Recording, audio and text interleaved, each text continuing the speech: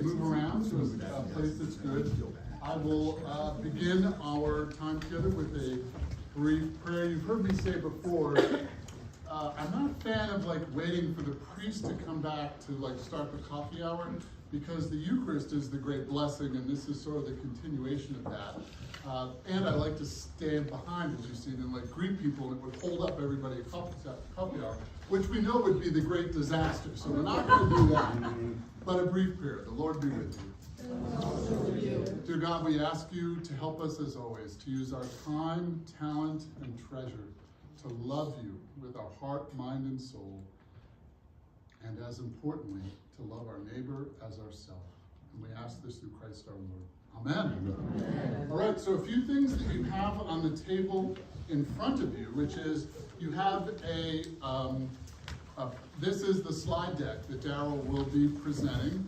You're welcome to keep it, take notes on it, all the rest. Frame it. You have to have this. That's right. Daryl really likes it, so if you would like a signature, and he worked very hard on this, so he'll be signing them afterwards. This is a copy of what's coming. You will recall we had presented the first one and then said, by the way, we're going to keep adapting this in order to make it better and better. And I would specifically want to thank Cecilia and Tina, who have been working on this. So this is here, and there's sort of one or two per table, but we do have some extras. So if you'd like one, there's some extras in the basket. There might be an extra one on the table.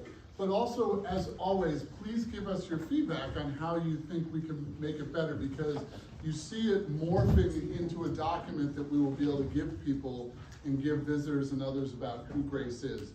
What we're looking for next, which would be very helpful, is you have in here, you have a yellow sheet and a green sheet. Now the yellow sheet is a list of questions that people have submitted to the wardens or the vestry in specific financial questions. So these are the answers, and our thought was, well, if some people have a question, many may have a question, so we will share it. But the other bigger picture of why we're sharing it is the vestry, we've been looking for ways to kind of create a mechanism to be sharing what's going on in terms of the financial status and the missional status. So this fall Fifth Sunday becomes that mechanism that you've heard me talk about, so I won't keep going on. But just know that in 6 months at the annual meeting, we'll do an update, and if there's any other questions, we'll answer them there. If you look through this, you'll see that the next thing we're updating is not just color and photos, but also asking for testimonials. So we have a green sheet here. If you would like to leave a testimonial about Grace or what you like about it, or a specific ministry, that would be wonderful. And we'll put it there. If you want to do it anonymously, you can. If you want to put your name, you can. If you don't want to leave anything, you can. It's an open sort of thing, but that is very welcome. Let's see, what else am I think that, we have more paperwork coming. I will say this again when we get to that portion.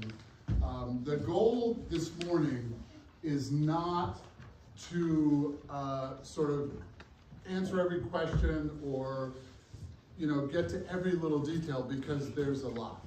The goal this morning is to create a process where every 6 months we have this conversation, and to begin sharing some of the documents that the vestry has and uses, because we want everybody. We don't want there to be any secrets about what's going on in terms of financial status or missional status or things we're doing. So it's really to kind of get that process started rather than cover every base. And also to hear your feedback. So please provide that to us. You can always let me, anybody on the vestry members that are here, if you would raise your hand, just so you'll know who those are. Daryl, raise your hand. Yep, most are here. And then Mary Beth in the back, or me, or Kate. Thank you for doing and that. So with that, I'm going to hand it over to Daryl. Daryl, what is moving forward with Grace? Cool. Boy, oh boy, here we are. And why am I here? I'll guess a lot of reasons I'm here. And probably one of the reasons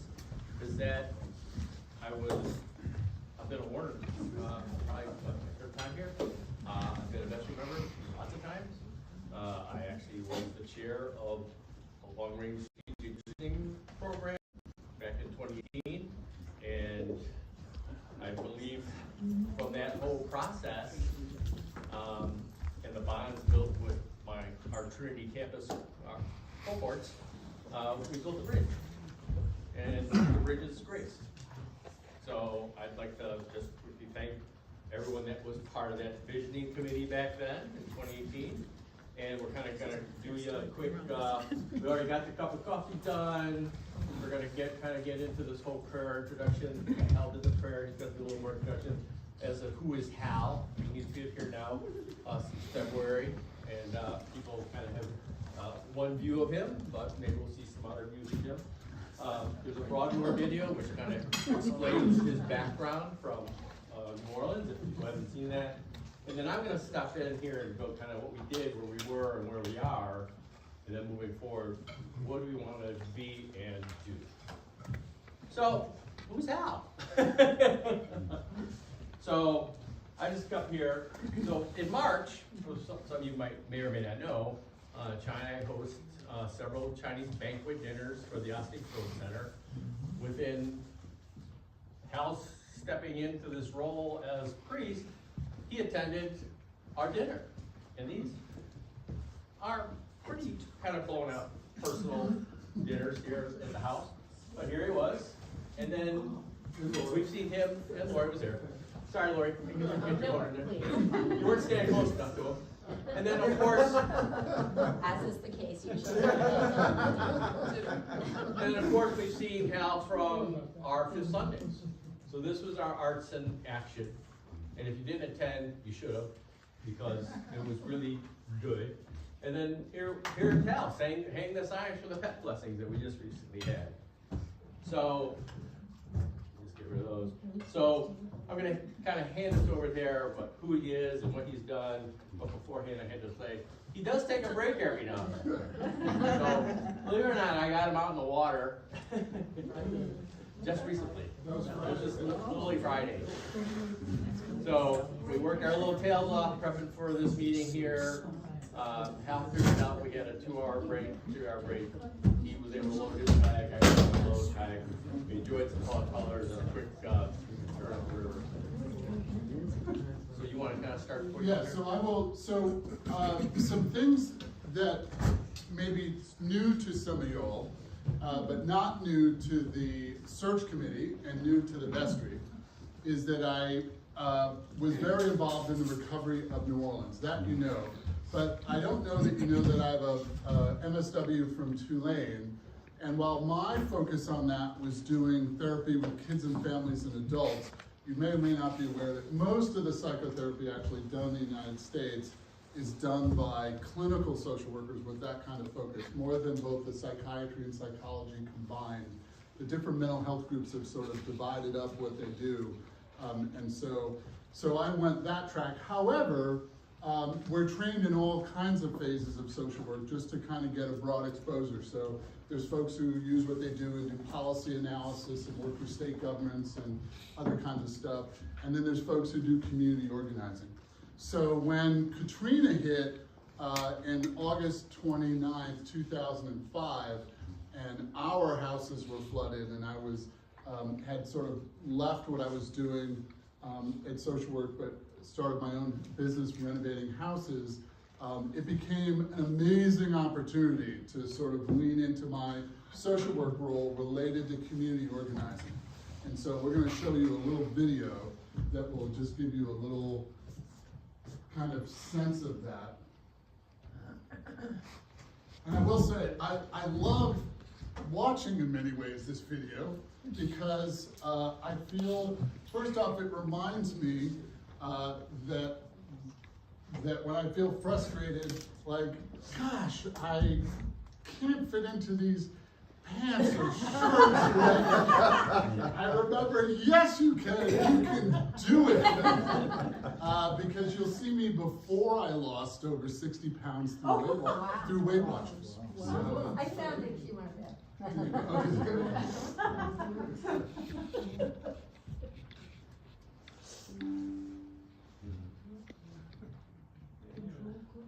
So the other things they're saying, while Daryl is just kind of teeing that up, the work we did and Lori did and a lot of us, our neighborhood in New Orleans, there's 72 neighborhoods in New Orleans. And our neighborhood is one of the lowest in the city. We didn't know that when we bought there. Most people pre-Katrina weren't, incredibly aware of relative depth of your neighborhood. That everybody is now. But this is a video you'll see that was created by a group called Students of the World, and it was tracking our recovery, and I'll say a little bit about that. You know what I'm gonna do is go to YouTube.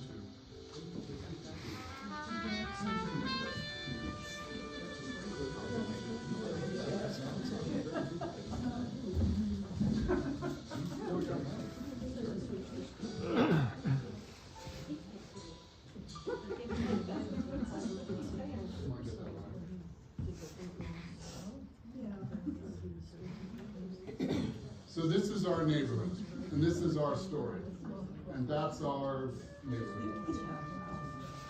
I lost everything, all my tools, truck, belongings. These were all of our neighbors.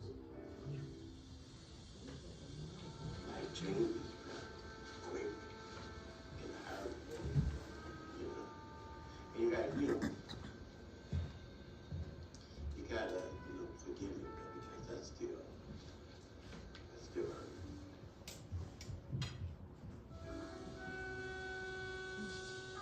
Mr. Houston, and then they would call us. You're gonna call us refugees back in. You can call us homeless, but basically that's what we are. Big boots on and all your gear on and what you touch and make sure you have gloves on. I mean, it was just like after a war or something.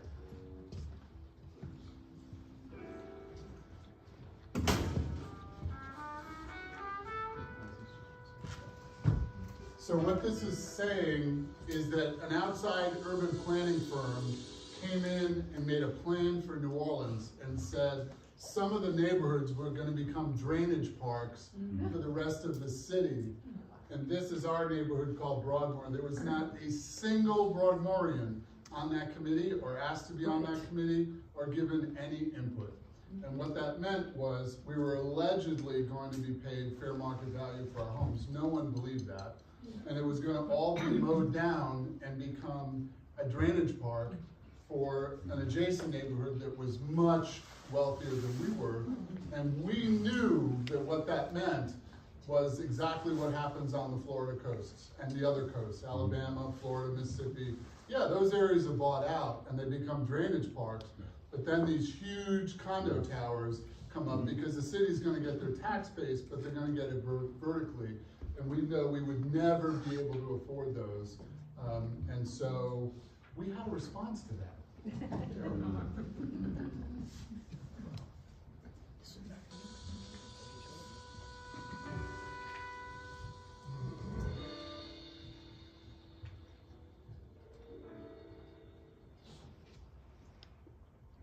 Certain communities would not be able All to. hell broke loose when we saw that green dot over Broadmoor saying that no, we needed to be a green dot. And then we heard a drainage park, that sort of thing. But we had people coming back already. So we felt that we were viable, and we felt that we could become a great neighborhood once again. It just took some planning of our residents. It's an asset, and we have to bring it back to this neighborhood. I know it. The social ills that plagued us before the storm had to be a part of the rebuilding process. It's not just about fixing homes back up, but it's really about improving our school, improving our library, improving access to job skills, eradicating poverty in Broadmoor, and that's really what we're about here. Although we had the self-determination, residents who came together to proclaim that Broadmoor lives, we still need more resources other than just the people. And with our partners like Walter Schoenstein, the Carnegie Corporation, Shell Oil, the Kennedy School of Government, and CH2M Hill, We would not have this type of help lining up to assist us in our recovery if it wasn't for the Clinton Global Initiative. Harvard is part of the CGI commitment to help support Broadmoor but some social problems are so complex that no single entity can solve them. Some incredibly complex problems require a group of partners coming together, each with a piece of the puzzle. Harvard sent students. As a result, the development plan was born. As a result, the educational corridor was born, and it was just a trickle down. Whether it's money or expertise, talent, just labor, it takes all of the above to rebuild a neighborhood, to rebuild a city. And that's exactly what the CGI commitment is. It's looking at involving nonprofits and for-profits and corporations and foundations and individuals and faith communities and really everybody coming together to really improve the neighborhood. Every person that I've met in Broadmoor knows exactly what they have to do, and they're going to do it. It's all us. No one's come here and said we're opening Wilson School. No, the community said that. And no one said, well, we're forming a charter school board in Broadmoor. No, the community did that. So we take full ownership and pride in what we've been able to accomplish for our families and residents of this neighborhood. There's still a work in progress, but the foundation has been laid, and that's the start of everything.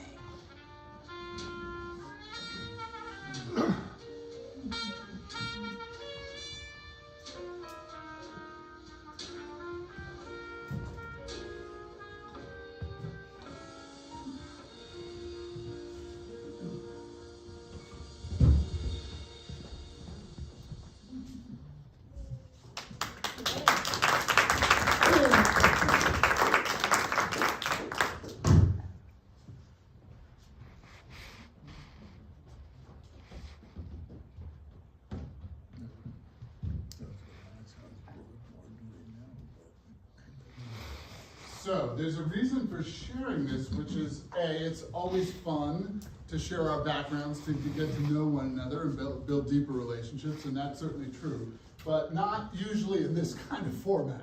So it's not, usually, you know, there's a point, and there's a point here, which is, yes, there's much that I'm very grateful for in my background that I've been able to do, but it's directly related to grace. So in the search process, when I heard people saying things like, look, we're looking for a priest that's gonna help us to grow, and we've got challenges, and specifically to engage the neighborhood and see how we can do more and be more for the neighborhood. They didn't know it at the time, but that was singing the song that I love to sing, right? It is, what is not on that film is Broadmoor is one of the poorest neighborhoods in the city. And what ended up happening because of our partnership model is we literally led the recovery of New Orleans, which is why much of what we did, people ended up studying. So NPR, if you type my name into NPR, you'll see how we took Salesforce, a software for salespeople, and flipped it on its head and created and decked it out to track homeowners in their recovery and actually bring free services to homeowners. So the person that's highlighted there is a police family that needed a new roof and some plumbing, and how we helped out. The point is being creative to find new opportunities and to move ahead successfully. So I was curious coming here. I was like, okay, well, I see lots of opportunity at Grace. I see lots of potential in Ossining, but frankly, I was curious about, well, what is that potential and what could be possible and where could we go with this? And I'll have to tell you, I am really shocked at the method in which I came about answering my own question. And I've said this to some people, but most of y'all have not heard this confession. When I got here and I noticed that we were going to have a problem with the rotating schedule every other Sunday, I knew there were, just like most people, I knew there were fifth Sundays that were like every now and then, but I didn't realize how many of them there were. And I was like, oh, this is going to be a problem. And so the first one came about because literally I see so many people walking by the rectory, walking their dog and walking their kids and teaching their kids how to play. I was like, okay, we need something, so let's do something related to that. So part of it was my idea to get these Fifth Sundays off the ground. But truthfully, I didn't delegate it that much because I knew there were going to be a bunch of work. And I felt like, well, it's my idea and it's not really good leadership as the new guy to say, hey, we're going to do this new thing and you and you and you do it, right? It just would not be very, very gracious. So I dove in as the lead person to try to figure out something that would work. And what I'm telling you ended up being what I didn't see coming. It was the perfect way, and it was a very similar way to how we acted in Broadmoor. Because I just kept going around and saying to people, hi, who are you and what do you do? And what is it that you like to do? And this is who we are at Grace, and we're looking for ways to be more helpful. So what could we do to be helpful? And the first person I approached, so the first Fifth Sunday here, I joked earlier to some folks, I think we found an amazing, very unique but amazing way to make money, which is that St. Paul's has a perfect track record that every time we've had a Fifth Sunday, we've had unbelievable rain. So I think we need to find those who need rain and we can hire us. But despite the first Fifth Sunday getting rained out and Jackie being so gracious and helping us get that off the ground, having to go around to recruit artists and others for Trinity opened the door for me to just go and meet people and say, who else should I be talking to? Because literally, because Bethany's there, they're the first, I mean, I literally walked over there, right? It's, they're so close. And they said, well, if you really want to be helpful, you need to talk to so-and-so and so-and-so and so-and-so. So I would talk to them and say, hey, we're Grace Church. We've got these 2 campuses. We want to be more helpful. What might that mean for you? If we could help you, what would that mean? And they would say, oh, you could do this, you could do that, you could do this. And it's just listening for themes. It's listening for commonality. And I would say, who else is a community leader that I need to talk to? And after a while, it was the usual folks in terms of the bigger nonprofits. Not that I've even finished this process, but the point is, what it did for me as a professional social worker with community organizing skills that came out here big time is I began to see the potential at Grace, and it's much bigger than anything I could have imagined. So I'm gonna get to that in a little bit, but when I say that, what you don't know is I'm coming out of a very professional background of community organizing. I mean, all those groups are there, not to toot our own horn, but to toot our own horn. All those folks in that video, Harvard Kennedy School. The Harvard Kennedy School is there because they showed up at one point and said to us, we want to study you and we can help you if you'll allow us to get all your data. And I was like, great, you guys have a $30 billion endowment, that's great. How could you help us? And they said, let me be really clear, you're never going to get a penny from Harvard, ever. We get money, we're not a grant source, but we'll give you something better. We'll give you free access to our professors and our students to involve them, and we did, and we ended up with the Carnegie Corporation, just you name it. We're in Bill Clinton's book on giving, I think it's page 56, NPR. LaToya, who you saw in the film, is the first female mayor. She was elected because of the success of Broadmoor, the first woman mayor in the 300-year history of New Orleans. This is really big. So I'm telling you, as someone with experience in frankly, challenges that are much harder than what we face here at Grace, much harder, that what I see for potential for us is just makes me professionally and personally, and as a Christian and as a priest, unbelievably excited, because I think it's unbelievable. It's way more than I imagined in the search process, and I'm totally excited about it. So, Daryl, let's move on to the other stuff. That's me. I think that's me. Computer. This is Kelly Sangria. Sangria? The sangria? I didn't write it. There's a label. Label down there. You came in the front way instead of the back way. So, what we, St. Paul's and Trinity did, boy, we did a lot. So, we convened a group. We were led by Bill Cruz and Kaleidoscope. We called it Strategic Visioning. So really quickly, who sees the glasses of Did you notice here? how clever Daryl is? You notice how those are glasses? The So for vision- those of you who are here, you know, let's think back now to 2018. You didn't pick it up the first time, so I had to point it out this time. So what's up with 2020 vision? Because that was the goal. We were in 20, we had 2018 data, we had 2019, we're working on this. We're moving into 2020, and lo and behold, you know what happens? COVID. But, you know, we made a recommendation to the vestries of the joint parishes of what we're gonna do. And, you know, that recommendation was actually a 2-year transition period. So think of 20, 21, 22, with a 2-year transition period of merging 2 parishes.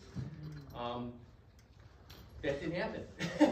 We're gonna kind of go quickly through some of what happened, just to kind of refresh people who weren't there and refresh people who were there. So our goal that we wrote down from Holy Currencies was to discern what God is inviting us to do, be, or change. Do, be, or change, so that we could become what? Successful, sustainable, and mission-driven. And I believe I had buy-in, or the visioning group had buy-in from everybody from both parishes that this is what we wanted to do.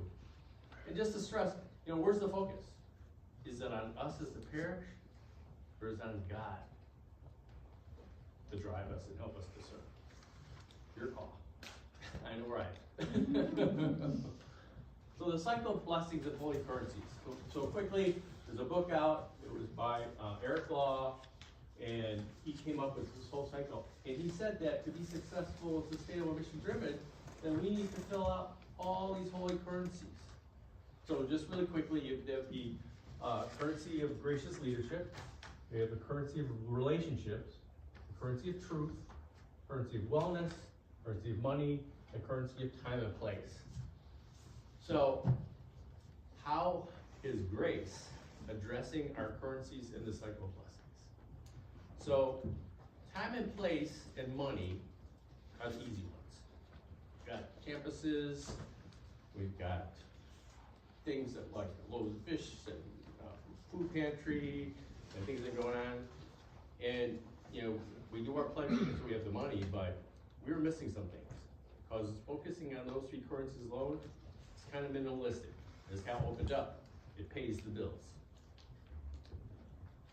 So calling Father Hal, and now you got to see a little part of him that maybe some of you knew about. Now all of a sudden, we have better gracious leadership. So for 2 years, we did it. We had temporary, you know, Cooper left, we had Charlie here, part-time, and then all of a sudden we had, you know, Mother Carol. Mini part-time. Mini part-time, and then it was us. It was us collectively doing all the work. So, we have Dorothy Deacon, and then we have Dee Murray. And we thank them both and expect great things from gracious leadership. No pressure. No pressure. Welcome. We're going to do a quick exercise. Everyone close your eyes. Everyone close your eyes. And now, if you have been or believe you are a leader in some form or fashion, raise your right hand. Keep it up, keep it up, keep it up. All right, now, eyes closed. If you believe you're a follower in some form or fashion, raise your hand. Left hand.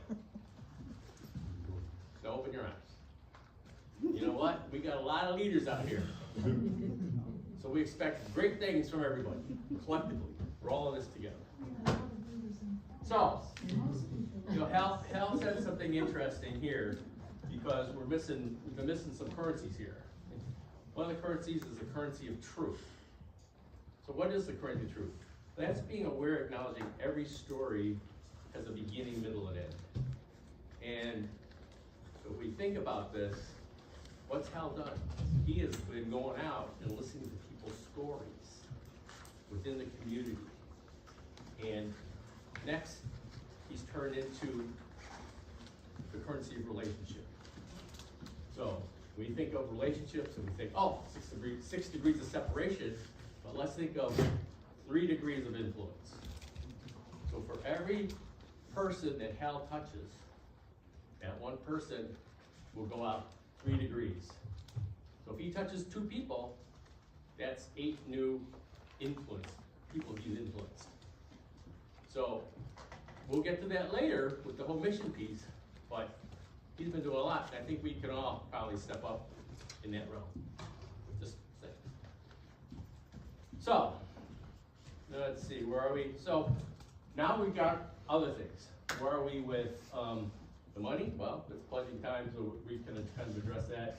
Time and place, we've already said we've got unique opportunities to have 2 campuses.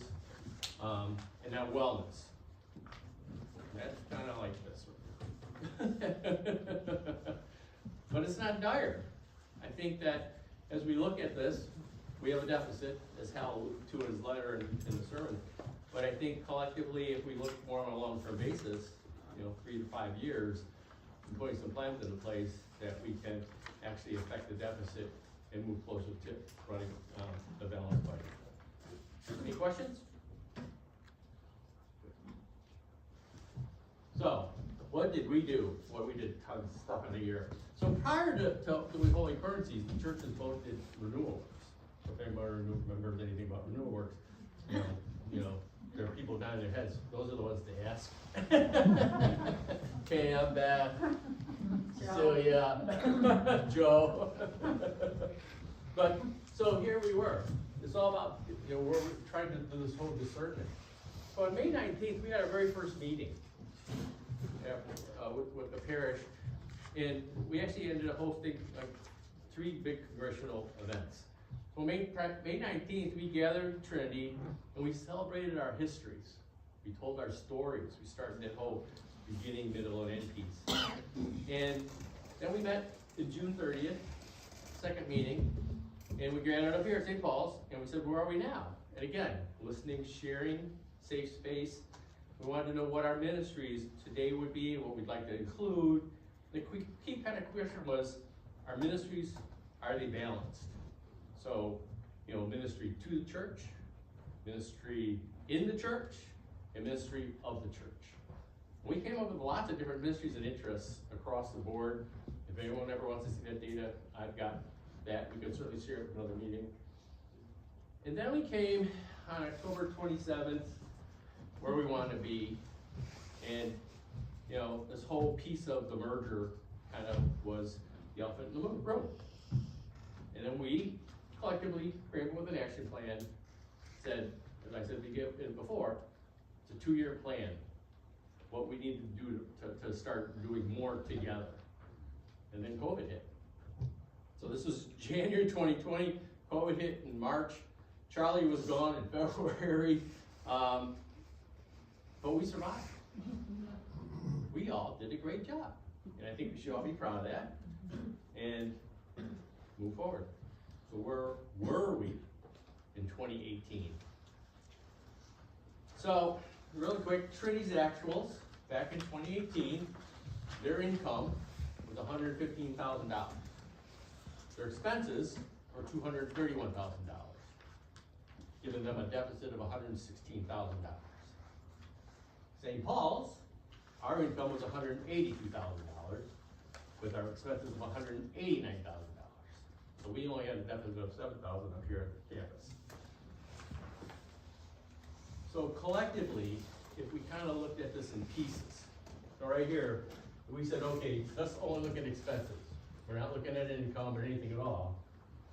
St. Paul's, based on its investments and its expenses, would exist for roughly 4 years, just spending off, not even looking at income changes. Did it count, with that number, did it count any income? No. In that 4 years? No. Okay, so it's like if nobody So pledged nobody for those pledged 4 anything, years. and nothing's changed then, and all you were looking at what your expenses were, you blow through your expenses in 4 years, Trinity would blow through them in 9 years. So now let's throw the income side out. Daryl, just 1 second. Sue, are you asking if there was any income? Well, what I'm saying is that if the expenses in 2018 are 189 and we're gonna draw from 734, and if nobody pledges a dime, that's how we end up with zero money at the end of 4 years. Right. I just wanna figure out how that formula was structured. Yeah, you know, let Yeah. the people listen to it, you know. So, income and expenses. So St. Paul's on its own, you wanna draw down at 5% with a deficit of 7,000. And this is pretty much keeping that income would stay the same for this time period. St. Paul's would have lasted for 23 years with this type of financial model. Trinity, 12 years.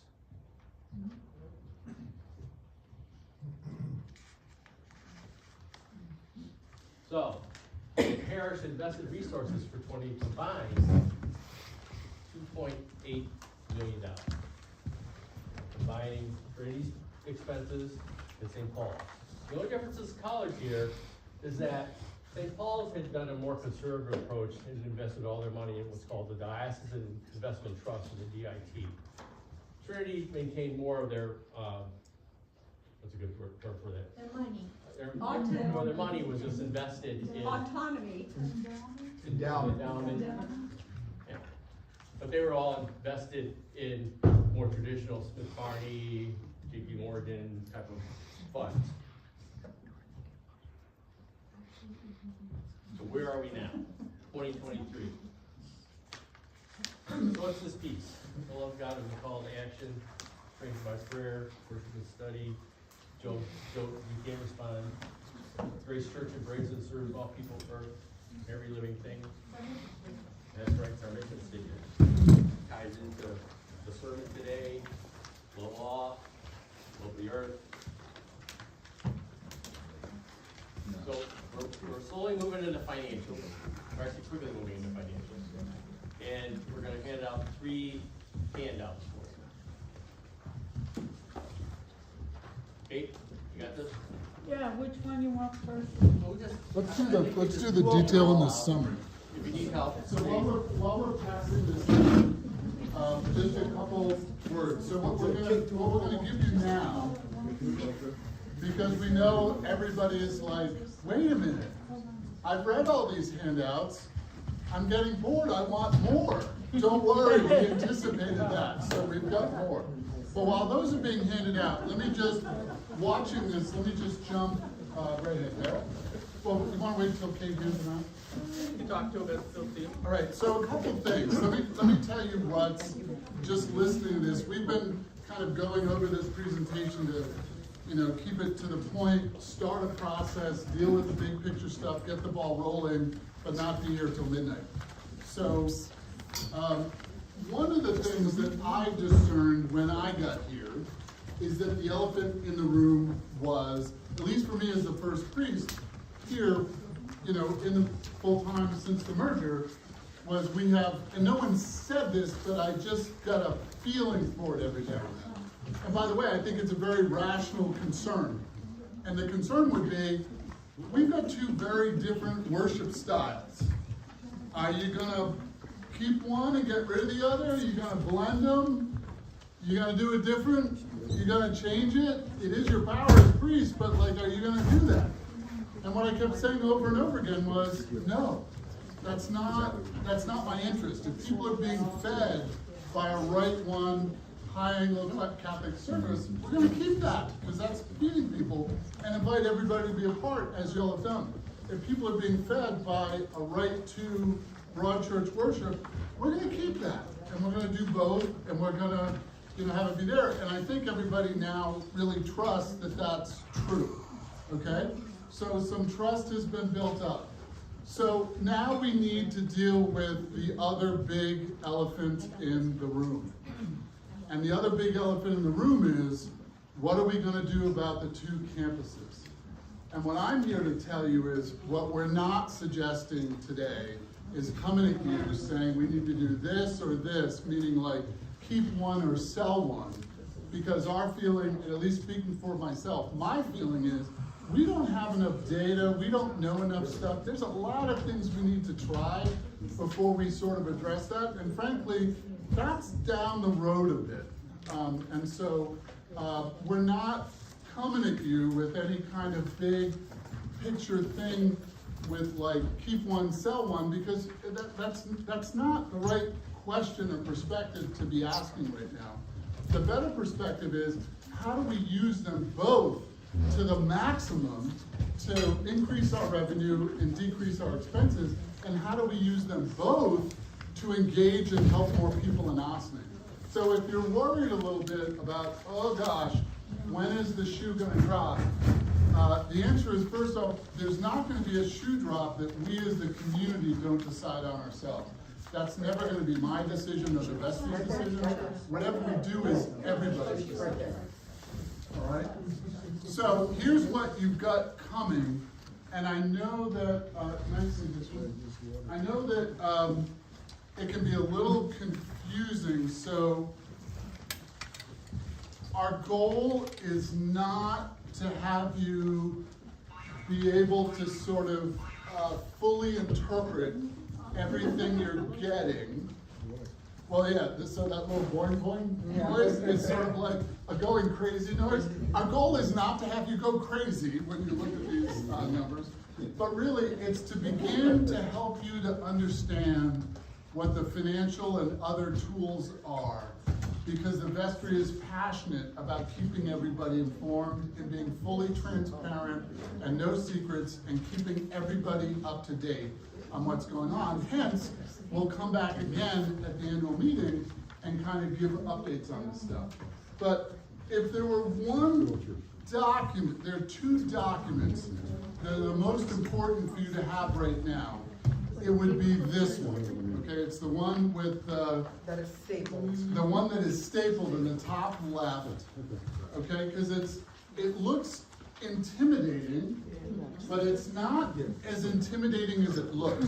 So what I want you to do first, well, first off, what I've been asked to say, and is appropriate to say, my apologies for not leading with this, is any questions that you have about any of these documents or any information, or if you heard something right, or you came up with an idea, please don't hesitate to reach out to me, to Daryl, to Kate, our treasurer. Richard has said the same thing. Again, this is really starting a conversation to begin understanding in more detail where we're at. So, just let's skip this top page just for a second and look at the page behind it. And it's titled, in the top left, it's titled Income and Expenses 2003 Detail. Does everybody see that? And you can't miss it because it's the 11 by 7. It's this one. It's the big one. Does everybody see that? All right, so what you have on the left here these are all what's known as line items. These are all the income and expense lines for a church. This is very, very typical of what I've seen in other churches, right? It's for Kate to code the expenses, they need to have a name, they need to have a number. This goes into the system we use and other churches that I've been with have used called Church Windows, and it allows then every expense to have a number that allows us to track it. So to track it in really good detail. I would say the vast majority, really, I've not been at one that didn't do something like this. So I personally think it's probably all of them, but I'm gonna hedge my bets. Most of them are doing it this way. The days of like the old shoebox system are long gone because there's just too much detail to be able to manage it well. So what you see here are the categories of which they're broken down. So you've got pledge, first you've got operating is one big category. Well, that's all your revenue, revenue income. And then you have expenses, which are your costs, right? So you've got plate, you see where it says number 1, plate, pledge, 2 on the first sheet, church and other donations, 3, fundraising programs. Does everybody see that? Does anybody love? Yeah. Okay, everybody sees that? So what I want you to do now is those 3 categories is flip over to this first page and notice how it's numbered One, pledge, and regular. It corresponds, so every one of those big categories is summarized right here, right? So here's what a lot of financial people do, and Richard and I didn't talk about this ahead of time, but I'm gonna put him on the spot.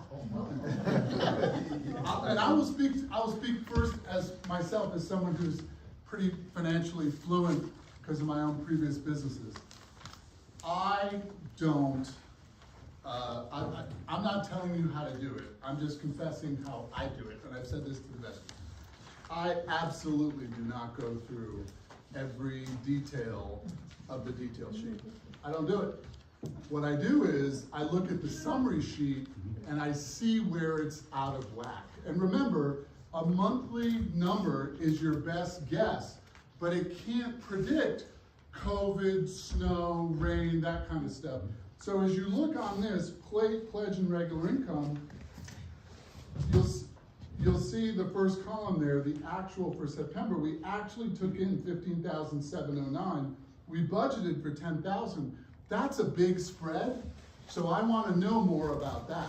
If you go down, for example, to fundraising programs, number 3, we took in 0, we predicted 0, the numbers are tiny, they're not worth my time, right? Most financial people are looking for the bigger spreads on where it's out of whack. So, and why is this relevant? Richard, I'll come to you in a second. So if you think that you have to go through every number, many of us don't. It's really okay not to go through every number. Now, I will say, there's other folks who love numbers that love going through every number, and they are a huge blessing to a parish as well, because they can help point out some trends that those of us who like the bigger picture may miss. But Richard, is that a strategy you will use when looking at a spreadsheet? Now you put me on the spot. You should at least give me a warning. There's no warning coming. No warning at all. And so, Father Hal is absolutely correct. When you're thinking about a budget and, what income is coming in and what the expenses are, you do the comparison and you look for the big deltas, the big changes, either being larger or smaller. He did it on a monthly. I actually just went over to the far right. Yeah. I looked at the year-to-date and the annual, which basically that's where you want to see. And the reason why it's important with the summary is that what you're getting, the detail is really important. Yeah. You need to have that information. But the detail rolls up into the summary. And when you think about what the vestry and what we as a congregation are trying to do, we're really trying to think of, from a high level, where are we going and what's coming in, what's going out. The detailed stuff, for the finance people, they need to have that information, and if we have further questions, we can go there and get that information. But at the end of the day, it's this top page summary sheet that's most important, and the large deltas from what we budget versus the actual. Yeah, so what we want to make sure is that just you can understand the relationship of these 2 pages, because we're going to share everything with you, but I have to admit, even for me being pretty good with numbers, when we get to our investments, there's a lot of stuff going on there, and I appreciate Kate and others who have helped to kind of format this in a way that it's easier to follow. We haven't formatted all the investment stuff yet, so if you're a little lost, that's okay. There's a lot there. And by the way, it's a massive blessing to have so much going on that you feel lost. It would be worse to have so little that you got it.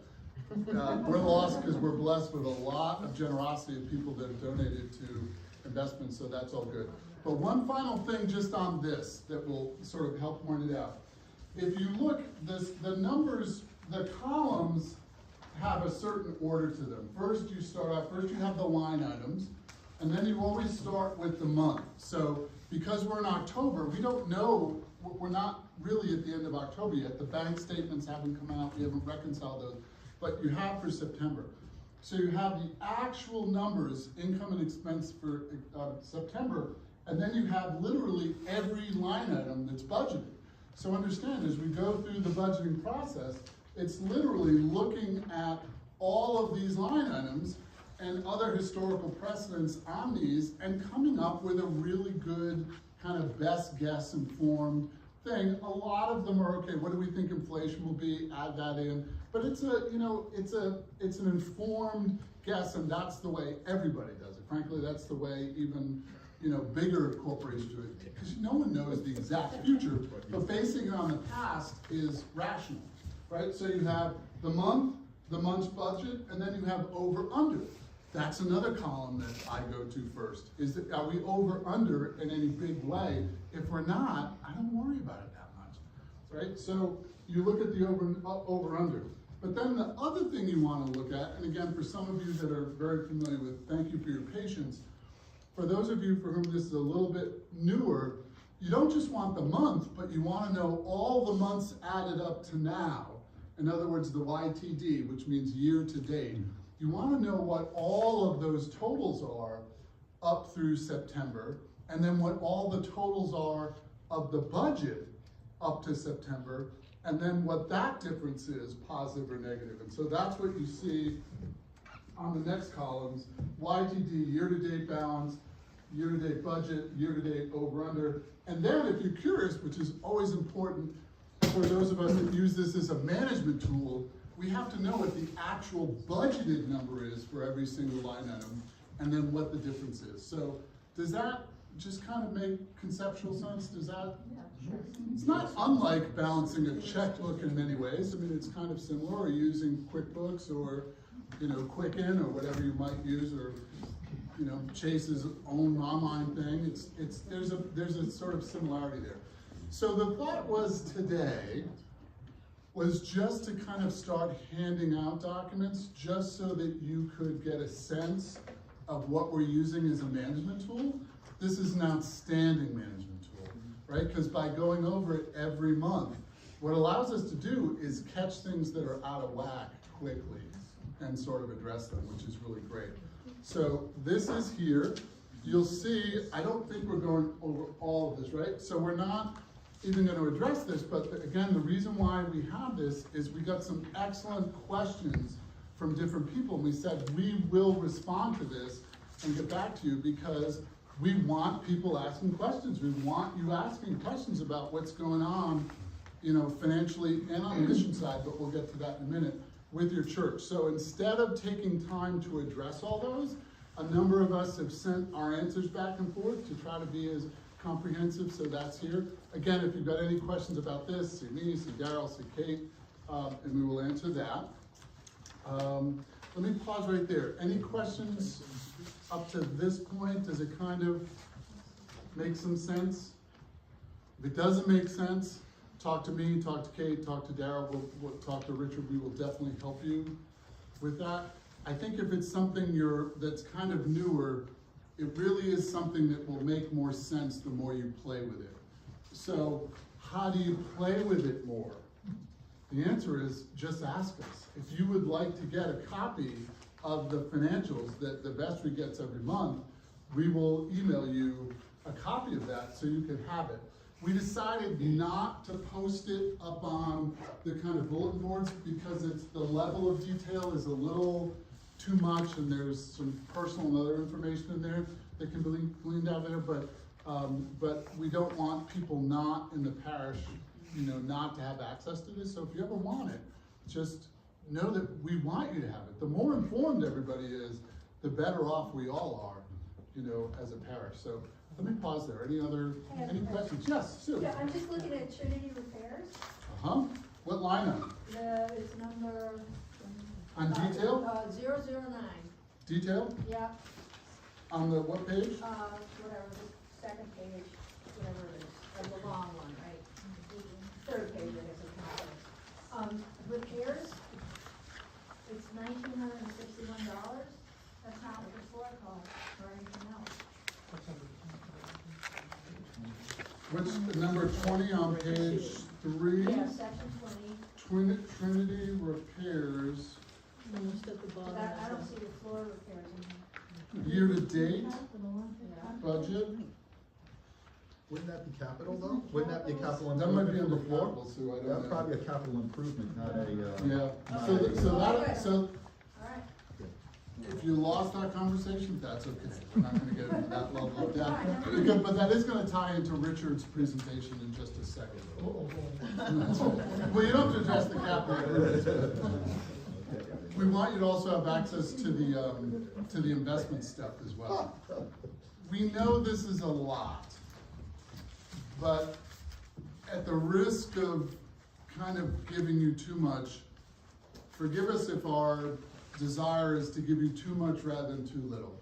We think it'd be better that you know more, even if you're confused, and we help you process this, rather than you don't know what's going on with Grace, because this is the financial, report of Grace.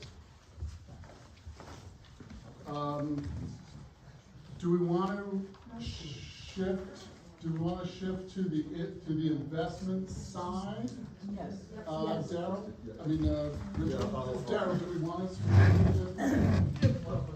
Yes. Richard, why don't we? I guess I'll come up and chat for a few minutes. All right. Now we have another set of. I tried to make this as simple and easy. But wait, do they have it? Yeah, I already gave it out. Oh, you did? Okay. Yeah, I'm trying to streamline the process. Definitely trying to streamline the process. It's just the one sheet of paper, but it's just that,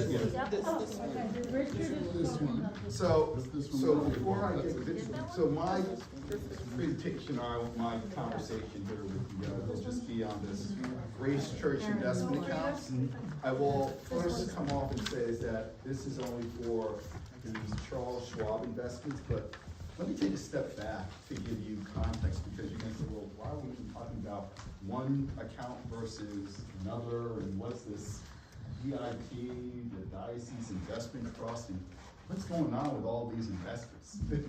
That's the same thing I ask myself sometimes.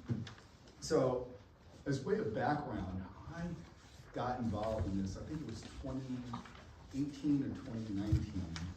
I think it was 2019, where we were at a Trinity Church annual meeting. And I had a question that I asked the investors. Cecilia's there, remember that? I remember the volunteer. No, I wasn't a volunteer. And I was like, hey, you guys did this great presentation. We had this manager, this external manager, UBS, that was managing assets. And it was like, hey, we have an investment policy statement, how is performance versus a benchmark. We don't have that. We don't have any of that. And they're like, and so I was like, okay. And so then after that, Jack comes up to me and he's like, hey, would you be interested in helping out with investments? And I was like, yeah, I can help out a little bit, but I said, I'm not gonna be the chair or do anything, a lot of work, because I got a job and I'm busy, and I have no time for this. There's no way I'm gonna do this. And then he's like, all right, no problem at all, you just help us with our, the policy. And I was like, all right, no problem. So I go in and I join the investment committee, draft an investment policy statement. And for all those who are not in the finance industry, what the investment policy statement is, it's basically, it's a statement which basically outlines how we're going to invest the assets for the church. And that document is then blessed by the vestry. And then what we do as the investment committee is manage those assets accordingly with our third-party manager, which is UBS.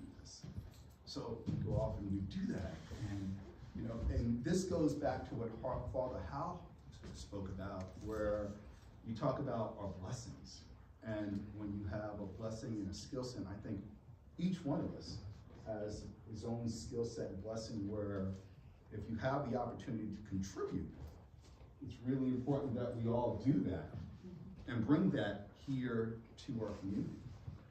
And so I then go in and before you know it, where we have our UBS manager, and then I start doing some more research, and I'm like, hey, UBS is really charging us a lot of money, for what they're doing.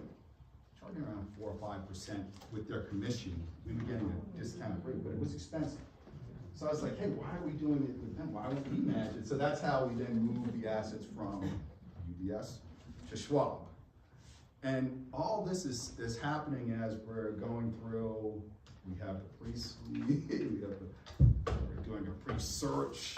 We have the assets which are at Schwab, which are now moved over from UBS to Schwab. But then at the same time, we have the assets that are over at, basically at, we have Grace, we have Trinity, and we have St. Paul's. And St. Paul's, they are managing their assets through the Diocese Investment Trust. And that's how they traditionally have done it, and they've done it that way, which is a more conservative management style than what we have done at Grace, and they have a, so the great advantage of that is that you get professional management, but you also get, in that same point in time, professional management, but in addition to that, they control the amount you withdraw, which is typically around 4 or 5%, the amount you typically want to take out from it.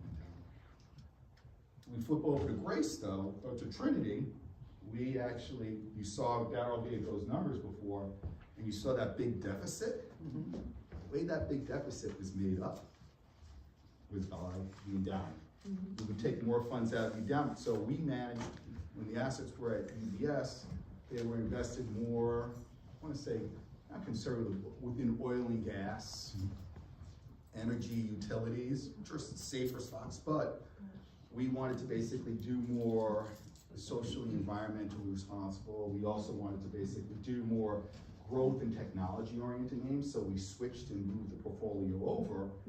And that's how, in good markets, we did well, and the investments went up.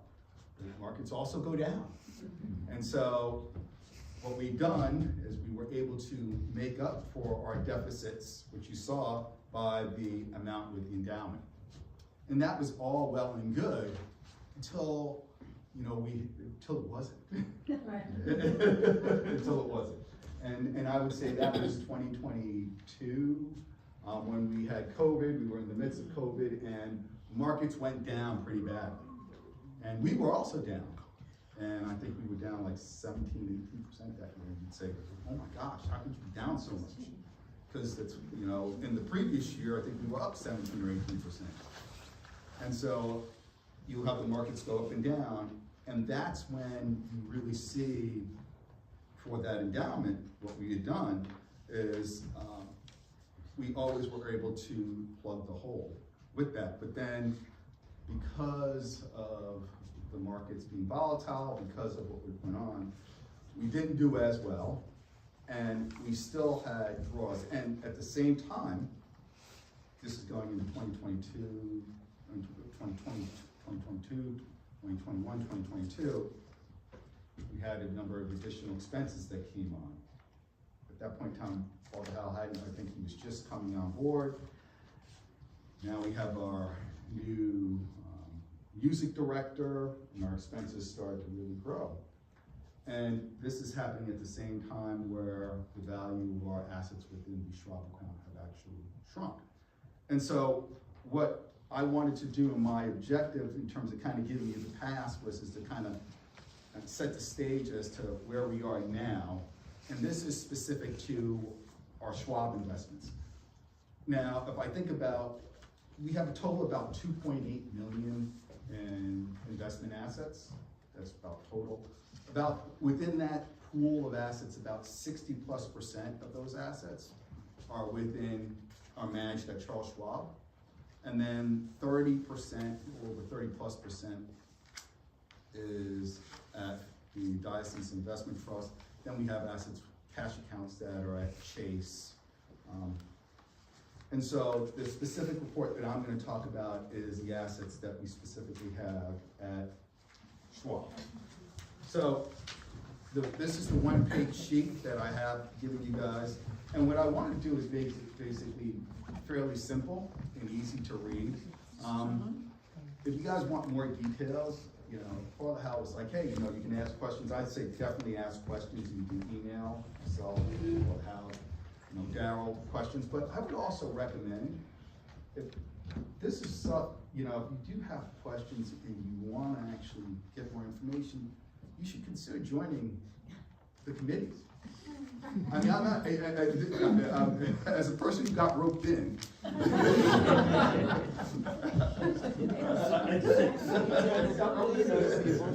a person who got roped in, I think you should consider that, because the way you're gonna learn and get more information is by getting engaged and being involved. You know, the way you explain things, we would never have known you got roped in.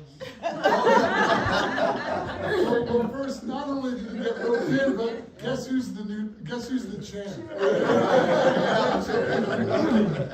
But seriously, I mean, yes, exactly. But seriously, it's a great point Richard makes, because we have people on the finance committee that would say, look, reading these numbers is like reading Greek to me, and we tell them all the time, in some ways, you're the most important people on the committee, because we need, if we can get this to make sense to you, it'll make sense to everybody. And frankly, they've been really helpful in getting the first set of docs. So the suggestion of like sit in is really a great one. It's really a great one. And be a part of it as a member, not just sit in. Just not just sit in, but be a member. Be a member. And so, as a chair, we're happy to have any and all engagement, so please. So, I have this one page that I put together specifically for the Schwab account. This is Grace's investments at Charles Schwab that we, on the investment committee, manage. This is as of the end of September. You'll see that date at the top of it. And there are two specific accounts. The Ardent Funds, which is the restricted, and that's for clergy expenses, and that's roughly about $87,000. And then there is the endowment, which is unrestricted, which is about 1.6, round up to 1.7 million. And that gives us a total of about 1.7 million in total investment assets that we have. Right below that, I like this thing is the projected income. What is the income that's being generated by that? And so for those, it's about roughly 1.6 for $28,000 per year annually. And the next activity in the next block is the investments trailing 12-month activity. I gave the beginning balance as of 12 months ago, net deposits and withdrawals, which is a little over 200,000, dividends and interest 31,000, the change in market value 249, and the ending balance, which is 1.7 million. That 202, which is the withdrawals, that is basically what we've taken out over the last 12 months in this account. That equates to, and I'll come to your question in a second, roughly 12% of the value of the assets as of the beginning of 12 months ago. Having that large a value, the typical withdrawal rate from an endowment is traditionally 3 to 5%. For the Diocese Investment Trust, which we have on the St. Paul side, we typically withdraw 4%. So where we're making up for the delta for the combined Grace and St. Paul's assets has been to draw assets and funds from the endowment. The way in which the process works is on an annual basis, Kate comes and says, Rich, the vestry has proved that we're going to need X amount. Roughly, let's say it's 120,000. What we in the investment committee do is we basically say, okay, we're going to reserve that and we're going to sell assets, put that into cash, and then have that cash available for Kate and for the finance committee to basically utilize for the entire year. That's what we do. So we're going to have two questions, one and then two. Okay, how do you choose what you're gonna sell? So it's a combination of two things. One is looking at where we are as its relation to our overall asset allocation per the investment policy statement. But what I've been doing, to be honest, most recently has been looking to reduce our bond allocation, and then most recently it's been real estate. We were in, we were in the VNQ, which was the Vanguard Real Estate Index. And real estate, because of higher interest rates, I thought that we would have an increase in interest rates, but not to the level that we've seen. And real estate, especially commercial real estate, has really suffered. And as a result, the REIT there was down 20%. So that was the big source of cash. So it's down 20+%. We actually got out of it earlier in the year. So, well, Smart would have not been invested in it, but we did reduce it. So that's how we decide on this, is based on our market forecast, but in addition, also looking at the allocation. The ideal would be to match up liabilities, cash needs with, and then if we're overweight a certain asset class, reduce that. But because bond equities have gone down so much, we've tried to stay more in equities and reduce real estate and bonds to basically pay for the cash needs of it. So that's the answer to your question. Number 2. So I have a little specific question and then a Please. bigger question. Yep. So you're saying that the withdrawals that you take out of the endowment investment accounts are to cover expenses. Yeah. And the rest is reinvested? No. So the good question. So it is to basically cover expenses. That's per the finance committee. So at the beginning of the year, at the end of the year, Kate in the finance committee goes through and has a budgeting process. And that budgeting process is then approved by the vestry, saying we're going to need $120,000. This year was 200. 202. What we'll do is we'll then reserve that, because the reason we basically put that into cash is that we don't know what the market's going to do in that coming year. So we book cash, and then when Kate needs the funds, all she does is she transfers the cash from Schwab to JP Morgan. Right. And so And any other income generated, what happens to it? it gets reinvested, and or we just basically keep it in cash. But usually we utilize the cash. Okay. Because what ends up happening is that we set a budget number, but because we haven't been getting the plate offerings in, we end up actually using a bigger number. So when I think what was the original number we were talking about early in the year was 120, and we ended up being 130, we ended up being 200,000. And so the number usually is always bigger. So we're really relying on, in terms of trying to, it's not income, but it's capital appreciation. And that's in the bottom piece. So if you'll see the bottom section, which I basically gave the year-to-date numbers and the trailing 12-month numbers, is the performance for what we've seen. Year-to-date, we're up around 8+%, and trailing 12-month, we're up 12%. And that's the performance numbers, which, go ahead. Thank you. So my second question is a sort of larger perspective question, which is, and this is not a criticism. No, please. But it sounds like finance in the vestry determines how much gets taken out of the endowment investments based on need. Now, what if we turned it around and said, well, what, and I don't know if this, maybe guys, because you said investment policy statement, how do we invest? But I'm thinking, what is the goal, what's the purpose of the endowment? So instead of saying, well, we need this, so we're gonna use it this way, what are our goals? What would be our ideal way of using and purposing the endowment? So the purpose of the endowment is to support the church's activities. That's the purpose, and that's stated within the investment policy statement. The traditional withdrawal rate should be in the 3 to 5% rate. Yeah, you said that. Yeah, so we're withdrawing much, but it's not. But if the vestry and the finance committee say that they need 8, 10, 12, they tell me they need 20%.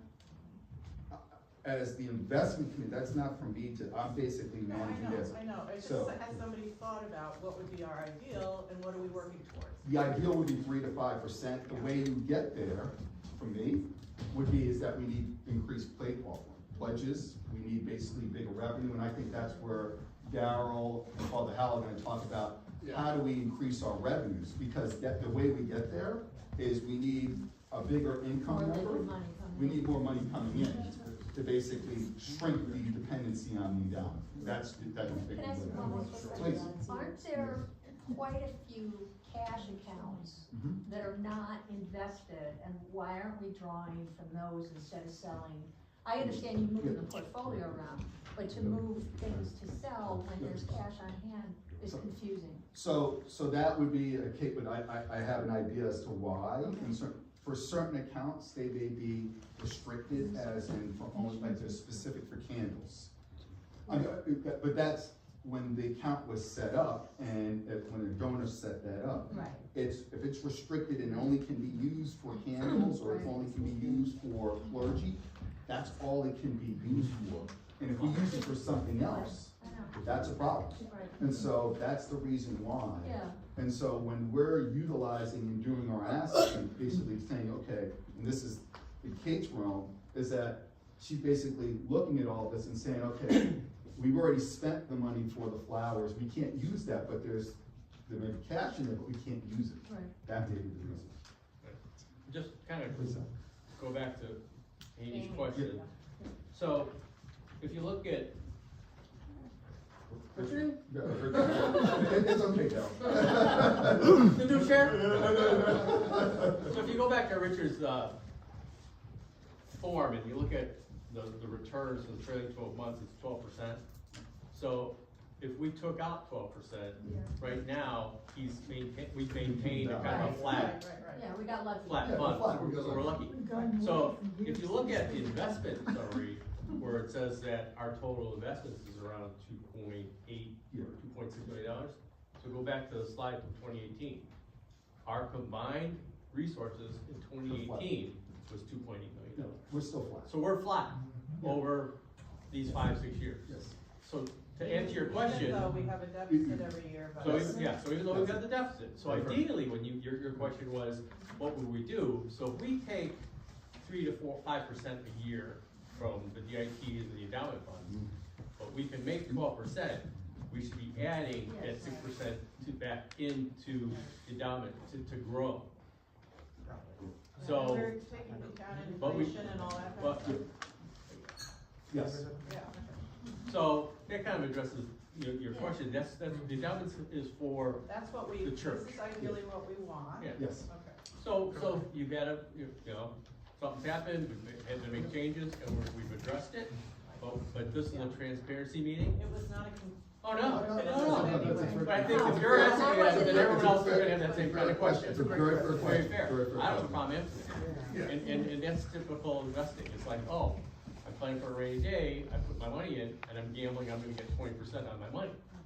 Well, unfortunately, I had to buy a house and a car, and all of a sudden I spent 30% of my money. So I'm down 10%. Well, that's, on a good year, I didn't have to buy the car, I'm up 15% or whatever else I had to do. So just, what people are starting to do, which is exactly what we wanted, was to identify first your own thoughts, your own feelings, to create a safe place to let people know, like, look, we're gonna be transparent, we're gonna do this every 6 months, there's mechanisms to do it before then. If anybody's having a freak out or questions, please do, because we really have to understand what's at Grace, and what I said in my letter, if you haven't got it yet, thank the Postal Service. Like the Cecilia's letter was dropped off like less than a mile from my house and took 6 days to get over here. I don't know why. So if you haven't got mine yet, it's coming. But what I said in that letter, I genuinely believe, as someone who is financially pretty astute, right? That the only way Grace is gonna fail is really on 2 accounts. One is if we just burn through the investments. Frankly, I wish the video was non. I don't know anybody in New York that's done that, so I will qualify this. But I do know folks in Louisiana that sat there and burned through the investment and burned through big investments worth millions of dollars.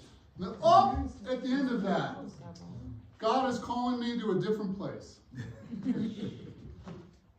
I don't mind being on the record. That is immoral behavior. So here's what I'm telling you that the vestry has heard me say, and if you've been around me, you've heard me say, we are not going to burn through the endowment under my leadership. It is not gonna happen. So we have got to figure out a way to sort of take money out of the investment in order to position ourselves to growth and be where we wanna be. I mean, where do we wanna be? We wanna be in a position where we're taking 3 and 5% and letting another 1 or 2% increase the investments.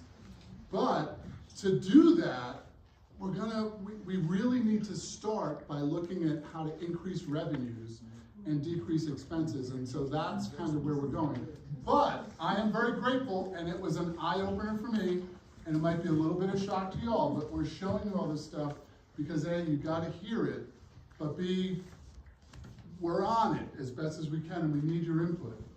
Richard came to the vestry, and Richard and Jack, and said, we want you to know that if you increase, and it was immensely helpful, and it took a lot of guts and faithfulness and love and courage, and said, we want you to know, if you keep pulling this money out of, at this rate, over $200,000, Grace will run out of all of its investments in 9 years. That's on all of us, not just, that's on all of us. That's kind of the pressure, you know, that we're under. And so I am like immensely grateful to be in this parish for so many reasons, which I'll talk about many of them coming up in just a second, but also to be with a vestry, an investment committee that is like, not like, oh, we can't panic people. But like, what's our response? We have to figure out a mechanism to share this with everybody because this is your church. And we all are gonna figure this out together. So what a fabulous vestry, what a fabulous investment committee. If we don't know what the problems are, we can't help. Correct. Exactly. Correct. So if people have questions, not only is he chair, or you can email out. I will forward it. So Amy, thank you. That was a perfect setup for the next section, which psychologically we put ourselves in your seats, saying, what do we think people, if I were in their seats, what would I want to know and feel and think about? So let's just jump to the financial. Yes, you've earned it. Right. So do these make sense? We need to increase revenue, we need to decrease expenses, obviously, right? Nowhere do you see we're gonna sell a campus. That's not our focus right now. The focus is we need to raise revenues and decrease expenses. So we've got to look at rental space, both here and down at Trinity that's possible. Although here, honestly, there's a great deal of interest. There's a great deal of interest in those 3 rooms. There's a great deal of interest in the lantern shop. There's just, there's legitimate capacity. Yes? Just having gone through this with IFCA, does your insurance cover that kind of agreement where you're gonna have folks who are not part of the parish, folks that you may not know well in your spaces? Kate? We have to get a certificate of insurance from anybody who rents from us. Yeah. I just So wanna a make sure you certificate have. of insurance, Yeah. but who do we have? Is it Travelers? No, we Church? have church insurance and we have an agreement in place which has certain requirements, which includes a certificate of insurance by them as, the church, as certificate holder and named and assured. Okay. So that they know what's going on, because we will not cover anyone who uses the space under our ministries or our insurance necessarily, is how it works. Great, I just wanted to make sure. And we I do that think as we well. upped the Yeah. indemnity, right? Excuse me? Right? Didn't we up Amy? the protection? Okay, so what about non-renters that use our space? So when we do things, We're gonna come back to that. okay. That's coming up. Great question. So, grants to offset expenses, if they're out there, we don't know if they are, but they're worth a look, looking at that.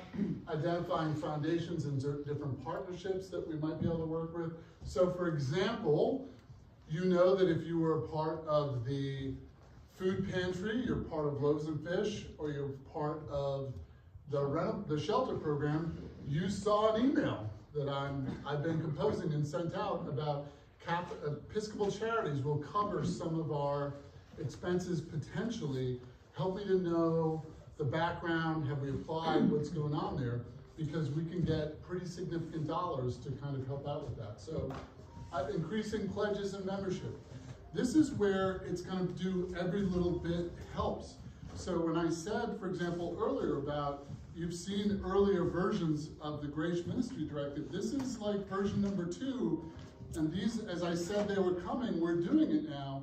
This is in welcome bags. They're at the back of St. Paul's and the back of Trinity. And when I notice someone's there that I don't know, I grab the bags during the piece, and I will go and shake their hand and give them a bag and say, welcome, I hope you'll come to coffee hour. It was a little embarrassing last week where the person who came was not only was it St. Paul's, I have not seen him before, not only St. Paul's, but a vestry member and a warden, and it was David Camp? David Camp. He was so gracious, he was like, thank you so much. He showed up, that's okay. I figured I could play the new card for at least 2 years. I got 2 campuses, I knew. But every little bit helps, so even the testimonies are helpful. Financial legacies, estate planning, etc. Obviously the pledge and stewardship programs, so all of that. Decreasing expenses, looking obviously through the budget, where can we trim, and then collaborative partnerships that allow us to share the cost. So I'll get into that on the growth side. We have other nonprofits that are doing a lot of work for our benefit. But let me pause there. Does that, our suspicion is that when good news, we're over like the major freak out part of the program. Like, whoo, wow, my goodness, because I don't know I can handle that much. We think what you're gonna see is like really kind of commonsensical, makes sense, it's what we would do. And the invitation is if we miss something or you have ideas like Amy was suggesting and others, Sue, please let us know. We're not saying these are the only things. We want to get Grace out of this budget deficit so that we are, self-sustaining, which was the goal with Holy Currency. So Daryl, do you want to go to the next one? Is that any questions here? Is that okay? Well, I'm just going to say, yeah. You kind of flew by the pledges and membership and financial legacies and stuff like that. So you're going to present something.